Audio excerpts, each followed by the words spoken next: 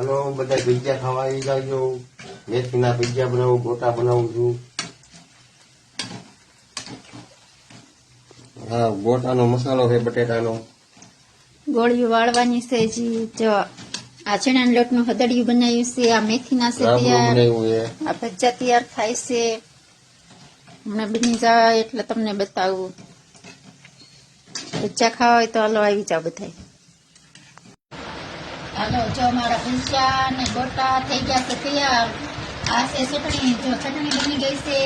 હવે ભજીયા ખાવાનું શરૂ કરી દીધું છે. જો જમવા બેસી ગયા છે તો હાલો જમવા આવી જાવ. બાય. જો આ મારી મમ્મી ઠંડી સાઈસ આપે છે ને આ બધા મારી મમ્મી મારા ઉપા બેસી ગયા છે, બેસી ગયા છે. ગોટા ખાવા બેસી ગયા છે. હવે પછી અમે ખાઈશું, પછી જમશું. Bye bye, Tata. બીજા બ્લોગમાં મળશું.